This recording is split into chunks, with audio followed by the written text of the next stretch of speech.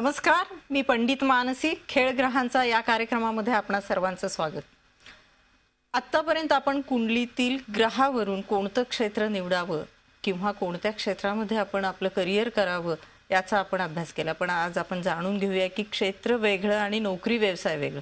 आपल्या ज्योतिषशास्त्राप्रमाणे कुंडलीनुसार कोणत्या स्थानावरून आपल्याला नोकरी किंवा व्यवसाय या क्षेत्रामध्ये आपण प्रगती करू शकतो हे जाणून घेऊया.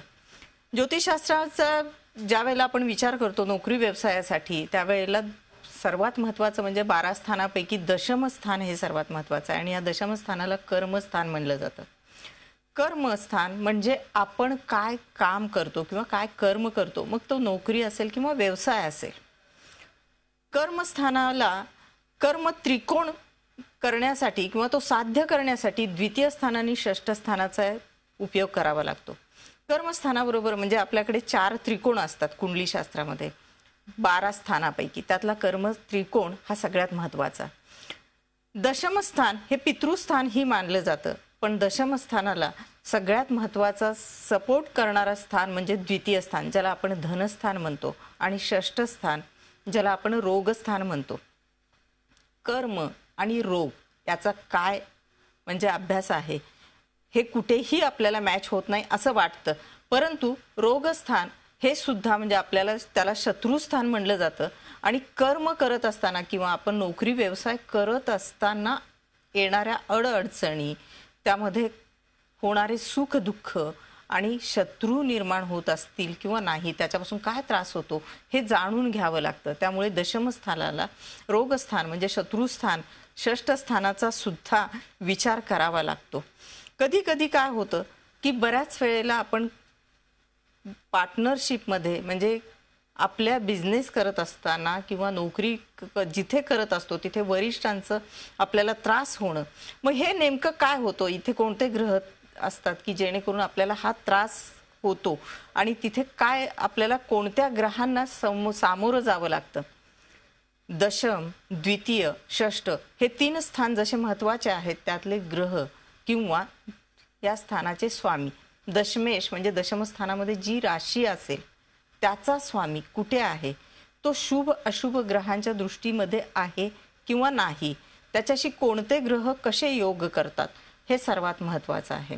द्वितीय स्थानाला जरी आपण कुटुंबस्थान म्हणत असलो तरी तिथे धनस्थान म्हणजे आपली आवक किती आहे हेही महत्त्वाचं आहे.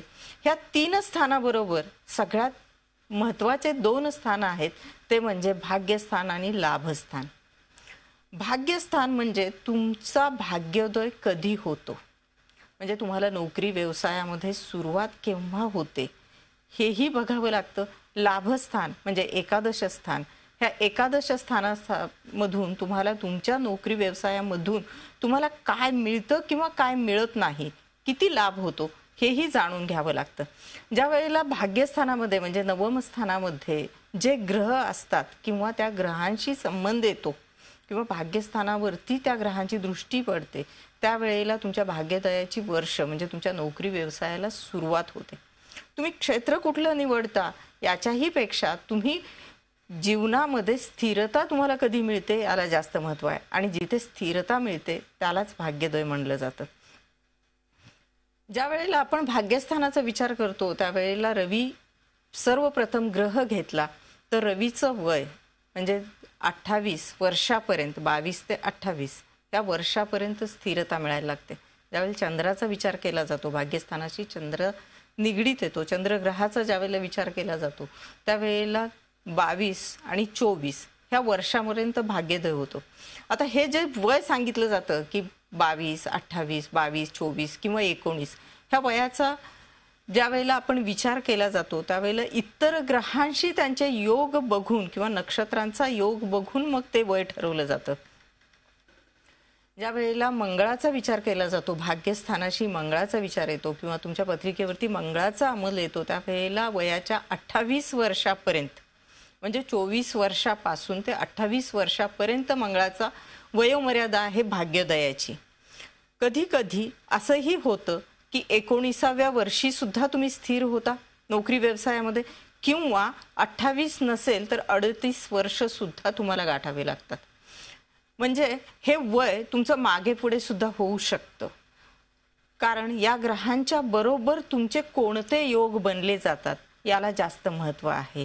त्यामुळे नोकरी व्यवसायाचा विचार करत असताना किंवा भाग्यस्थानाचा विचार करत असताना तिथल्या ग्रहावरती, एका ग्रहावरती अवलंबून राहता येत नाहीये. त्या ग्रहांशी कोणते योग बनले जातात त्याच्यावरती अवलंबून, म्हणजे त्याच्यावरती तुमचे निर्णय घेतले जातात. आता आपण घेऊया इथे एक छोटासा ब्रेक नंतर याच विषयावरती अशीच चर्चा सुरू राहणार आहे.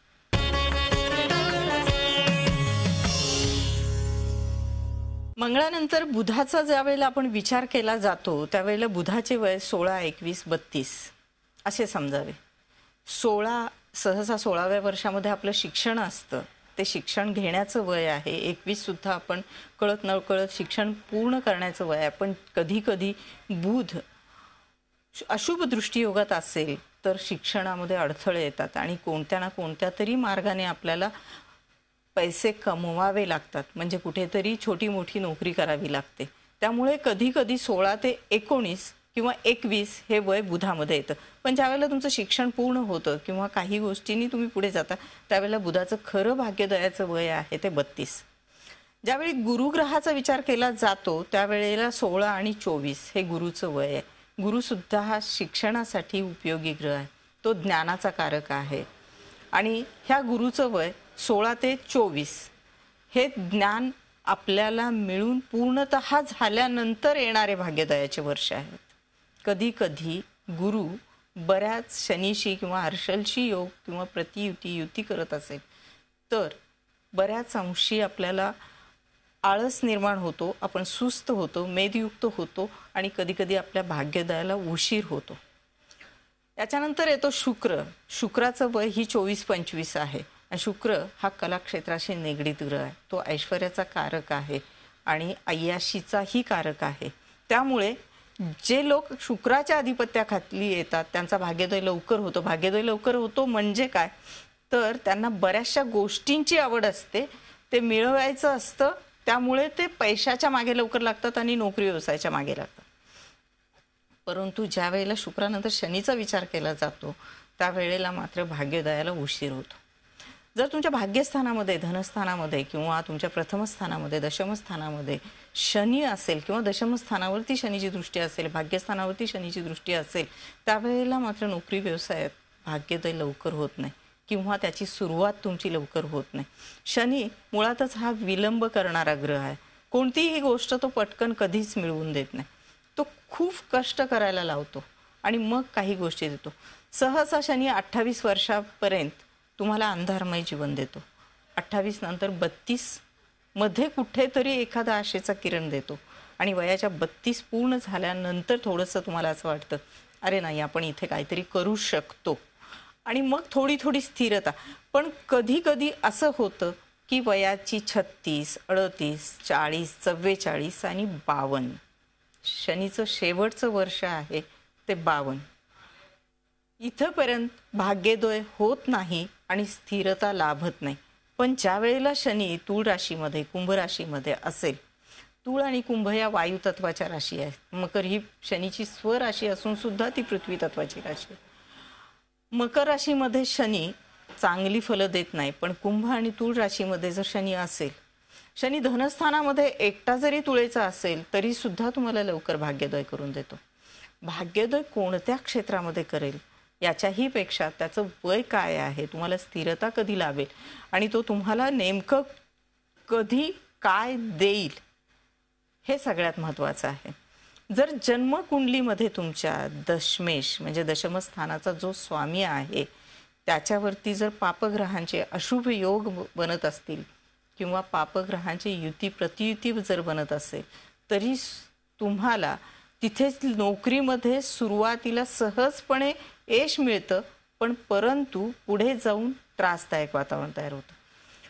नोकरीमध्ये नोकरी लागण्यासाठी किंवा एखादा व्यवसाय सुरू करण्यासाठी तुम्हाला अडथळे येत नाही आहेत, पण परंतु ज्या वेळेला तुम्ही नोकरी व्यवसायाला सुरुवात करता आणि कालांतराने काही दिवसांनी तुम्हाला काही वर्षांनी असं जाणवायला लागतं की इथे आपल्याला त्रास होतोय आणि इथून आपण दुसरीकडे गेलं पाहिजे किंवा इथे बदल घडले पाहिजेत. अस्थिरता म्हणजे स्थिरता लाभत नाही त्या ठिकाणी. म्हणजे सगळ्यात महत्त्वाचं काय आहे की तुमचं दशमस्थान आणि दशमेश हा बलवान असला पाहिजे, बलिष्ठ असला पाहिजे. कधी कधी असं होतं की दशमामध्ये एखादा ग्रह असतो, जसं मी आत्ता तुम्हाला म्हणाले की दशमेश आणि किंवा दशमस्थान हे बलवान असलं पाहिजे.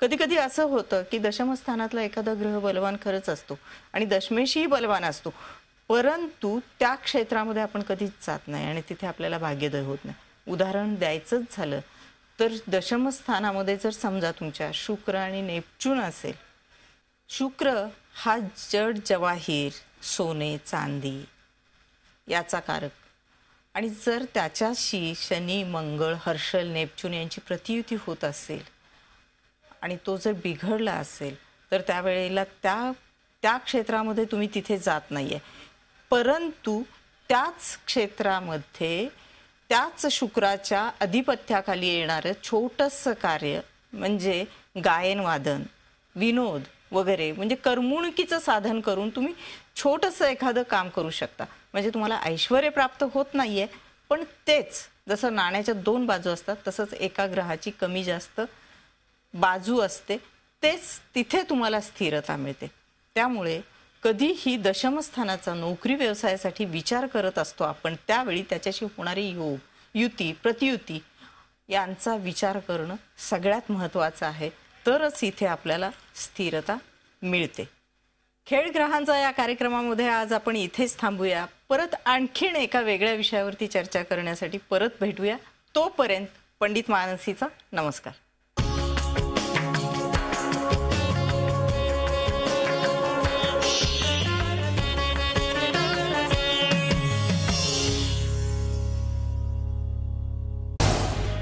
झी 24 तास रहा एक पाऊल पुढे.